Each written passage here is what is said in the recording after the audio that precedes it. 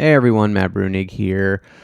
I wanted to walk you through my latest piece for People's Policy Project. It is about a rare bit of policy progress that we're seeing on the state level around free school lunches and some of the reaction to free school lunches.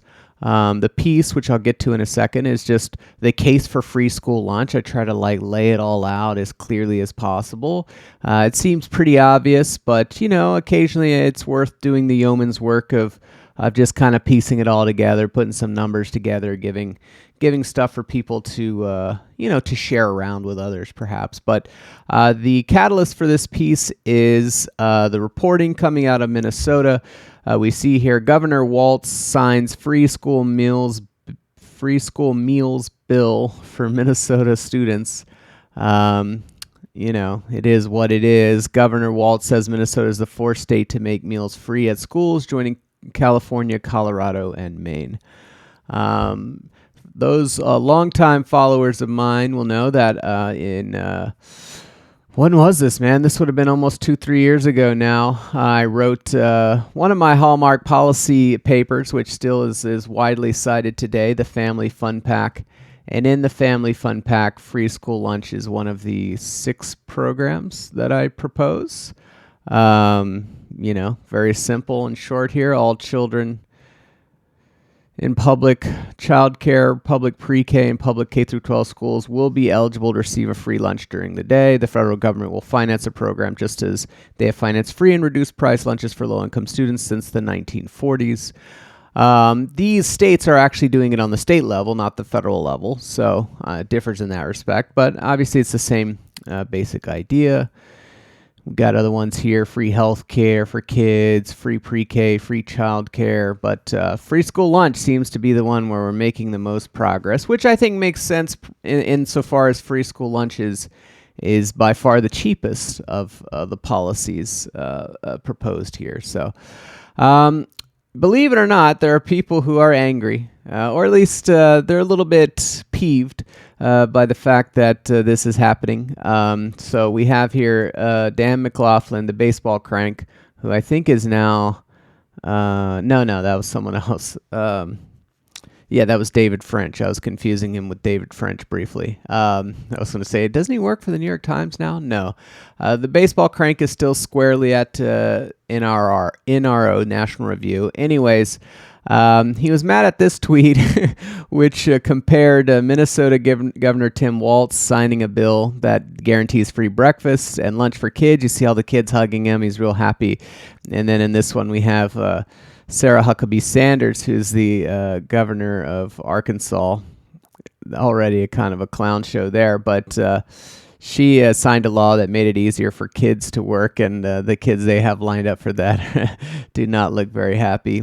Anyways, the baseball crank says literally a free lunch versus working.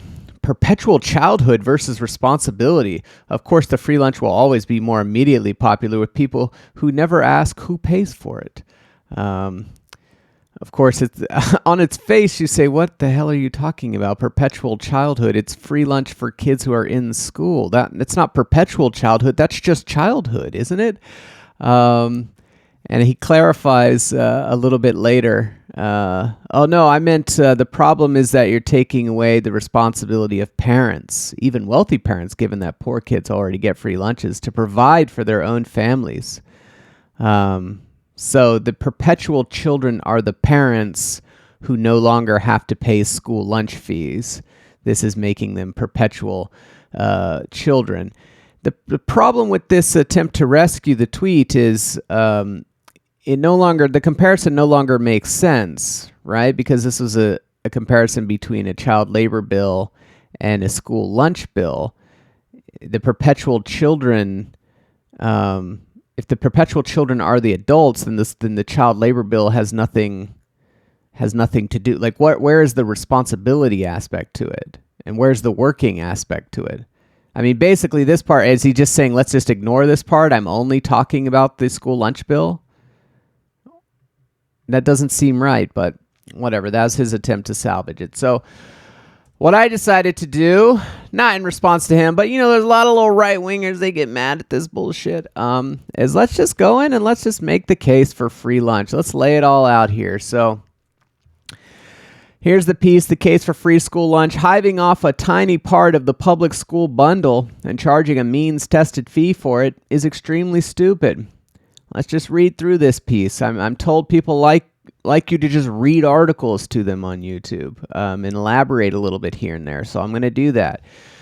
For 180 days each year, 50 million kids file into 100,000 public schools and receive free education that costs $800 billion per year. Around half of these kids get to their school using a free bus service that costs $30 billion per year. At school, these kids receive free bathrooms, free playgrounds, and free access to gyms, textbooks, and computer equipment. If they play sports, they often receive free uniforms and free access to weight rooms and other sports equipment. Around 90% of kids use the free schooling service, with the remaining 10% opting for a private religious school, 7.5%, or a private non-religious school, 2.5%. Public school attendance is more common among kids from lower and middle income families, but the vast majority of upper income families also attend public schools. And here we have this beautiful graph. I actually showed how to make this graph in a prior YouTube video. I finally have an opportunity to put it up at PPP, so that's nice. As you can see here, public school attendance is around 95% at the bottom of the income ladder, and it starts to trail off a little bit at the 50th percentile. It's at 90%. At the 90th percentile, it's about 85%. You do start to see it drop quite a bit at the 1%. You get to 67% are in public school. But even still, that's the super majority of 1%ers are in public school. And I would say the upper class, more broadly speaking, whether you want to call them the top 10% or top 20%, that's is 80+% of these kids who are in public school. So it's a fairly close to universal take up of this benefit. And of those who don't take it up, and this I think is a common misconception, the ones that don't take it up, mostly they're going to private religious schools that are honestly quite mediocre. And as you can see, it's not like hugely class biased until I guess at the very end here. This is where you'll see those like elite schools that people think of when they think of private schools, like private boarding schools or some of those elite Manhattan. I guess this is where that's going on. But most of these people, they're just attending religious schools because their parents are very religious. And those schools are, whatever. I'm not bashing them, but they're not vehicles of academic excellence, let's say. Anyways, around the middle of each school day, the free schooling service is briefly suspended for lunch. Instead of providing free lunches to all of the students, schools charge students $0, $40, or approximately $4.33 for their lunch. $4.33, that's the amount that the National School Lunch Program reimburses school districts for free school lunch. So, obviously it might actually vary a little bit from $4.33, but that seems to be, a rough, decent, standard for what the unsubsidized price of lunch is. How much each kid is charged, whether they're charged $0, 40 cents, or $4.33, is based on their family income, except that if a kid lives in a school or school district where 40% or more of the kids are eligible for free lunch, then they are also eligible for free lunch, even if their family income would otherwise be too high. Each year, schools serve 4.9 billion lunches to a monthly average of 30 million kids. Before COVID in 2019, 68.1% of the kids were charged $0, 5.8% were charged 40 cents, and 26.1% were charged the full $4.33. In the latest year, due to temporary COVID changes, the same numbers were 96%, 0.3%, and 3.3% respectively. So here is what it was pre-COVID. And then here it is sort of post-COVID, because we've had some relaxations during the COVID period. We had essentially universal free school lunch over this period. And here it is in percentages. So it used to be about 2/3 of kids were receiving free school lunch. A tiny sliver were receiving that 40-cent lunch, which is also just, as an aside, unbelievably hilarious. That we not only have these means-tested lunch fees, but instead of just saying, hey, we're either going to give you free lunch or you got to pay the full 433, right? Instead of saying it's either going to be 0 or 433, we create this middle tier where your income is too high to give you the free lunch, but not high enough that we want to charge you 433. So we literally charge you 40 cents for the meal just to get a nice little taper to these mean tested fees. Anyways, a small sliver would charge that. But now, post-COVID, we have this free school lunch. Now, this is going away. This is why we're seeing these states institute full-blown universal free school lunch, is because this is going away. This was a federal program to make it free for everyone, and it's going away like next year, or I think in some places it's already gone away. I'm not entirely sure the timing on it, but this is going away. We had it for a couple of years, virtually universal free school lunch. I'm not sure what's going on with these people here. But it's going to go back to this look unless policy changes. The total cost of the 4.9 billion meals is around $21 billion per year. In 2019, user fees covered 5.6 billion of this cost. In 2022, user fees covered 0.7 billion of the cost. The rest was covered by public subsidies as part of the free and reduced price lunch program. So even in the COVID times here, 75% of the cost of school lunches was just being covered by the federal subsidy, right? We're only charging user fees for 25% of the total school lunch bill, right? It wasn't like the vast majority of the money was coming from people paying full price. It's actually a very small minority, but only 1 in 4 of the dollars were coming from fees. The rest were coming from subsidies. And as we can see during COVID, including this year, it popped up to 2020, or popped up to almost, all of it coming from public subsidies. But the gap here is 5.6 billion. It's not the full school lunch bill. It's almost, 75% is already covered through public funding. It's just this amount that we're fighting over, and this amount that conservatives are like, we must continue to charge this amount of money. Anyways, the approximately $5.6 billion of school lunch fees collected in 2019 were equal to 0.7% of the total cost of K through 12 schooling, right? 5.6. So that's all it was. This revenue here, which came from school lunch fees, is equal to less than 1% of the cost of K through 12 schooling across the country. Less than 1%. That's what we're talking about. We're talking about less than 1%. 0.7% of the cost of public schools is covered by these $5.6 billion of school lunch fees. That's it. That's the fucking bridge too far. Everything else in the school is free. But this 0.7% of it, we need to use means-tested fees. I mean, it just seems preposterous on its face.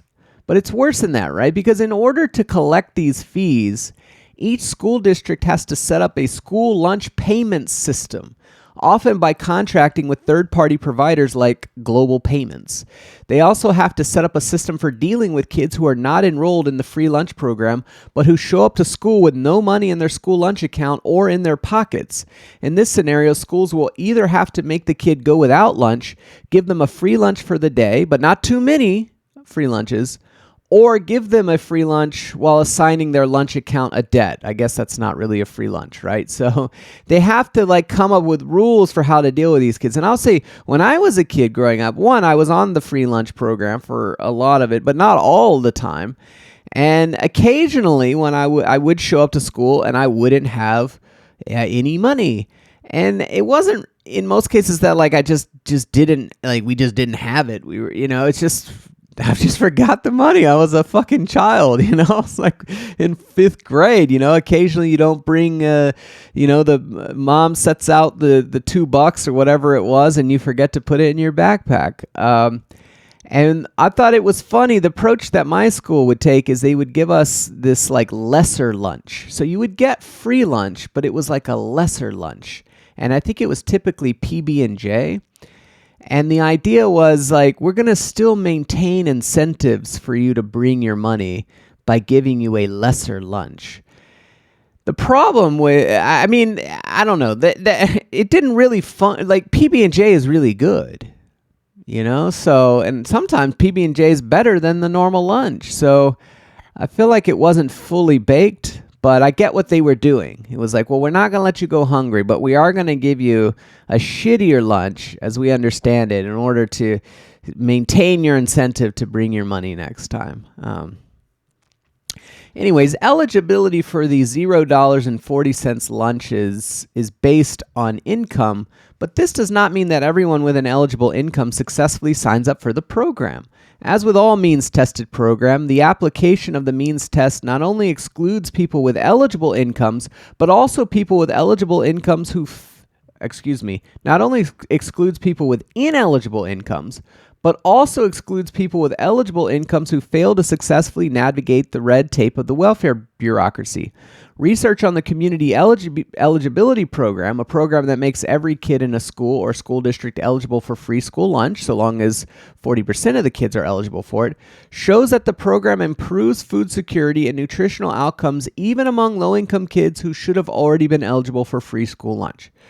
Right, so this was actually happened during the Obama administration. They passed this thing called the Community Eligibility Program, and basically they said, look, if you go to a school where 40% or more of the kids is on free school lunch, we're just going to give them all free school lunch.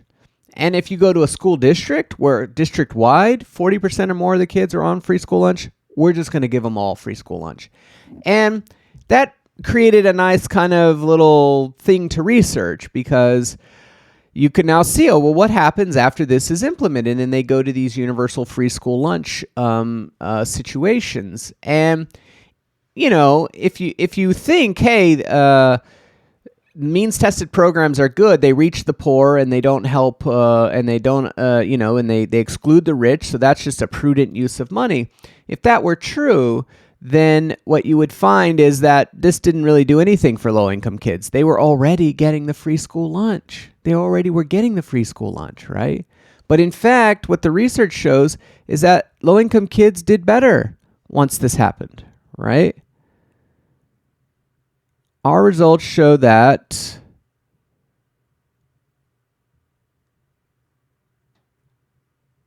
reveals benefits in terms of both spending, dietary composition, and food insecurity for previously eligible low-income families, suggesting that the stigma of free school meals may be declining after universal access. Another way to put it is that despite the fact that poor people were eligible for this benefit, that doesn't mean that they were actually accessing it. But when they made it universal, they were now accessing it. Does that make sense? So making a program universal is not only a way to extend the benefit to people whose income are above the income cutoff, but is also a way to extend the benefit to people whose income is below the cutoff, but for one reason or another are not able to access the benefit. And there's a lot more of those people than you think. If you ever look at the estimated participation rates for means-tested programs, where they try to figure out, okay, of the eligible population, how many of them actually participate in it. They're dog shit. Like, a very common finding is something like only 70% of eligible people participate in the programs. But you make them universal and you can get that to 100%. So universalizing programs is not just like a good thing to help the middle class and upper class. It helps the lower class as well, because it makes it so that all of them get on the program, which is not something that happens when you have means testing. Anyways, just talking the usual talk on that. Now, let's get into the case for the free school lunch. There are all the data, the factual laying out of it all. Let's get into some of the arguments, right? So the case for free school lunch, for me, is initially the same as the case for child benefits more generally. By socializing the cost of children, including through paid parental leave, child care benefits, K-12 education, and through a cash child benefit, you help equalize the conditions of similarly situated families with different numbers of children. Socializing the cost of children also smooths incomes across the life cycle by ensuring that when people have kids, their household financial situation remains mostly the same. Right? So, and this is the argument I make in the Family Fun Pack for why you should have child benefits. I think I call it the two problems. The mere addition problem, which is that when you add children to your family, you need more resources. But the market doesn't give you more resources. If anything, you end up, it becomes harder for you to get resources out of the market because some of your time is now devoted to the child. So you have the mere addition problem, and then you have the life cycle income problem, which is just that people have kids early in their adulthood, because that's when fertility is, but their earnings are low early in their adulthood, and then their earnings are high later in their adulthood when they're empty nesters and they don't really even need the money all that much. Another way to view the life cycle income problem is just to say that, I guess it's similar to the mere addition problem, which is just that, when you have a kid, you have all these expenses. But if we were to bake those expenses into the welfare state, you wouldn't have them. You would still pay for them, but you would pay for them through the tax system for your whole life, right? So like a K through 12 education is a perfect example of this. Everyone every year is paying their property tax or state tax or federal tax. The money for public education comes from lots of different sources. We're all just paying that tax every single year, such that when I have a kid who is kindergarten age, that doesn't change my personal finances at all.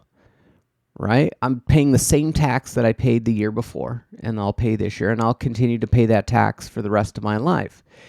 Right? But if you were to make K through 12 education something I had to pay for out of pocket, what would happen is my resources would plummet when my kid hit kindergarten, right? Roughly. Because now I've got to take that on. And then they would stay low for the next 13 years, and then they would go up again. Right? And that's just not a healthy way to live, is for your finances to go way down and then way up. You want to, for stability and for people having good life and whatever, you want to smooth that out, right? And the way to smooth that out is to take those costs that happen in these punctuated ways related to children and just bake them into the whole welfare state. And now everyone, when they have kids, nothing really changes about their finances. They go pay the same taxes they were last year. They have the same kind of incomes they had last year. They have kids, but the costs of the kids are baked into the taxes they pay. So it's all good, and you just live your life. You don't have to worry about managing financial ups and downs and all these punctuated costs and stuff, right? So that's just a basic 101 case for this. And in fact, I would say that this is actually the case for the welfare state as a whole, not just child benefits. When people become elderly or disabled in our society, their costs are socialized, and they are provided a monthly cash benefit, public health insurance, and long-term care. Children are not really any different from the elderly and the disabled. In fact, they are sort of a combination of the two. Like the elderly, children's ages make it so that they should not work. And like the disabled, children's limited capacity makes it so that they cannot work. In fact, it's illegal for them to work. For all three populations, elderly, disabled, and children, worklessness makes it impossible to receive personal labor income, meaning that some other non-labor income system is required. That non-labor income system is, of course, called the welfare state. So we already kind of understand this with old people and disabled people. Most other countries also understand it with children, right? The U.S. is very unique, and for whatever reason, not recognizing children as full-blown objects of welfare concern, right? And it's funny because, and I've said this before, and I don't know if I've said it on the channel yet, but children they're literally disabled people. Right? When a child is born, it has, extreme physical and intellectual disabilities. It can't walk. It can't even really see, from what I understand. It certainly can't talk, can't dress itself, can't bathe, brain's not good, not thinking very well at that age. But disability is defined relative to peers. So because all babies are super disabled, we only call a baby disabled if they're super duper disabled. But babies are disabled, right? And all kids are to a certain extent. I don't know at what age you want to draw the line, but even a 6-7-year-old, they have intellectual disabilities. They might at that point have less in the way of physical disabilities, but they read on a 6th grade level. If an adult read on a 6th grade level and just didn't have, not a sixth grade level, read on a 6-year-old level, a first grade level. And because they lack the capacity to read beyond that, we would say that they have a disability, right? Well, all first graders have that disability. So, the case is the same. And it's funny, sometimes people will come back and be like, no, it's different with kids because you see their parents could take care of them or whatever. And it's like, guys, I hate to break this to you. I know, none of you guys care, and everything that happens today is somehow brand new to you, and you have no historical context for it. But back in the day when we were creating the old age benefit system we have, and creating the disability benefit system we have, the conservative position was the same thing. Well, not the same thing, but people would also say, why do we need to have Social Security for the old? Can't their family members just send them money? Why do we need disability benefits for the disabled? Shouldn't their family send them money? And we all recognize that that's not really fair. It doesn't really make sense, and it creates all kinds of distributive problems, right? Where a family that happens to have, a disabled person in it is way worse off than a family that doesn't have a disabled person in it. If a family has multiple disabled people, oh my God, they're so much worse off than a family that doesn't. If you can even get if the rest of the family even gets enough money from the market to even cover their costs, which may not be true, right? So we recognize, no. Let's not take the disabled population and wherever they happen to show up in whichever family, in whichever household, say, yeah, it's that household's job. They just got to deal with it no matter what their market incomes are, how many disabled people they have to spread it across. No, we said, no. Let's socialize all this. All the households, all the families, all the workers that are bringing in market income will all contribute money into a common pot and take care of the disabled people wherever they are. And we did the same thing for the old, and you should do the same thing for the kids. It's the same logic in all three of them. It's also the same logic for unemployed people, which we do have benefits for, though they're not great. Anyways, beyond this general case, there are other considerations that are unique to children and to school lunch.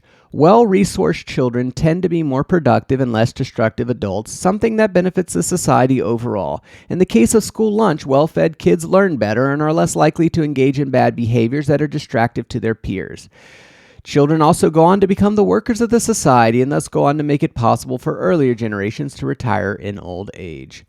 Conservative criticisms of getting rid of school lunch fees mostly fall into two buckets. The first is that the fees serve an important pedagogical function in society to get people to understand personal responsibility. The second is that because the school lunch fees are means tested, they serve an important income redistributive function in society. Both arguments are hard to take seriously. Notably, conservatives don't apply the first argument to any other part of the free schooling bundle, nor to free schooling itself. The closest analog to the school lunch service is the school bus service. The two services cost about the same, but with an occasional oddball exception here and there, the buses are funded entirely without user fees, while the lunches are funded 26.6% by user fees and 73.4% by public subsidies. So we got this graph here. This is my favorite graph in the piece. This is the total cost of school lunch. The total, school lunch bill is around $21 billion. The total school bus bill is around $28 billion. So it's actually more than the total school bus bill or the school lunch bill. But the school bus bill, it's all done through subsidy. It's all done through public subsidy. The school lunch bill is mostly done through public subsidy, and then we just have this little bit here. And what I'm supposed to understand from conservatives is this is totally cool. This does not destroy the ethic of personal responsibility. It does not create perpetual childhood among adults or whatever. But this right here, if we were to make this whole bar red, then it would. Then it's unacceptable, right? Because I've never seen a conservative say we need means-tested school bus fees, school bus fares, I guess you would call them. I've never seen that. Should we do that? Should it be the case that, hey, if your family income's above a certain level, you have to pay, $1 each day to ride the bus? And then what? They get little fare cards and ding them. And then you run into the same problem. What if a kid shows up to the bus stop and they don't have their little fare card? And I guess people who if they were poor, they would get like a free fare card and they would ding that. It's like we give like senior, sometimes some transit systems give seniors like a reduced price fare card. So I guess you could do it, right? You'd give everyone all the school bus riders would get a fare card, and if your income was below a certain level, yours would be a free fare card, and if it was above a certain level, you'd have to pay a certain amount. And then like, what happens if people forget their fare cards? What happens if the balance on your fare card gets too low? Like, you'd have to do the same shit. But that's beside the point, because no one ever says we need to charge fares for the school bus. Yet somehow when we get to school lunch, they're like, yeah, no, this is super important. Super important we charge means-tested school lunch fees. That's just, it's really key. It's really key. Do conservatives believe that the free bus service, which goes back to the 1800s, is destroying personal responsibility in society, and that in order to resurrect it, we need to start charging means-tested school bus fares? I've never seen them say it, nor have I seen them say that any other aspect of the current free schooling bundle, including arts and sports, to charge means-tested fees. That's the other thing. This is the best analogy, is the school bus to the school lunch. But, when I was in school, I played sports. I played football in middle school. I played football in high school. And I got pads. I got jerseys. I did have to buy my own cleats. They had balls. They had fields. We had a weight room in high school for the football team. All sorts of stuff was given to me. Obviously free coaching, but maybe you count that as education. I don't know. We got lots of stuff for free. And it would be funny, what would be really funny is especially because I grew up in Texas, would be to try this in Texas, would be to say, hey, you know what? We need to start charging the kids to play football. We need some means-tested football fees, and we'd have free and reduced price football. But if your family's was well off, you'd have to pay a few $100s. I wonder how that would go in Texas of all places. Probably not well, but why? Why should people get free football pads and weight rooms and stuff like that, but they can't get free lunch? We have to make them pay a fee for lunch, but no fee for bus and no fee for football? But the lunch, we need the fee for the lunch. It's just kind of silly. So from the conservative discourse on this, we are apparently meant to believe that $800 billion a year of free schooling services is compatible with creating a personal responsibility ethic, but that rolling an additional $5.6 billion of spending into that service by eliminating the means-tested school lunch fees is not. This is just an obviously stupid and laughable position. The conservative argument that means-tested school lunch fees serve an important income redistributive function is both untrue and at odds with their general attitudes on not just redistribution, but on how child benefit programs specifically should be structured. In the last couple of years, we had a big public debate about whether one of the country's cash benefits for children, the child tax credit, should be extended to the poor. The conservative position on that was that child benefits should specifically be designed so that they exclude the poor and only go to the middle and upper class, because such a design will increase the employment rate. Thus, conservatives believe it is appropriate for a married family with $400,000 of income to receive $2,000 per year per child in cash benefits from the federal government, but somehow think it is wrong for that same family to receive $800 in free school lunch. And then on the other end of the scale, conservatives think a family with $0 of labor income should not receive a single dollar from the child tax credit because that will promote worklessness, but then think they should receive $800 in free school lunch benefits. Does this not also promote worklessness? It's all very jumbled. As far as achieving income redistribution through the application of $5.6 billion of means-tested school lunch fees goes, there are simply much better ways to go about it. As I've noted many times here before, if you want to reduce the resources of people above a certain income by $5.6 billion, the best thing to do is apply a tax to everyone with income above that level. Not dump the entire $5.6 billion charge on families that currently have children in school. Such a tax would have a larger base and thus represent a smaller share of the income of each person taxed, and such a tax would smooth incomes over time. Also, this tax-based approach would allow you to eliminate the means test, which is administratively costly and ends up excluding many low-income kids from school lunch due to administrative burdens. and allow you to eliminate the school lunch payment system, which is administratively costly and forces schools and parents to needlessly give out money to payment processing companies. And I finish with a little personal anecdote. I don't do this often, but I did in this case. My own child currently rides the free bus to school, and then, due to the community eligibility program, receives a free breakfast and lunch at the school.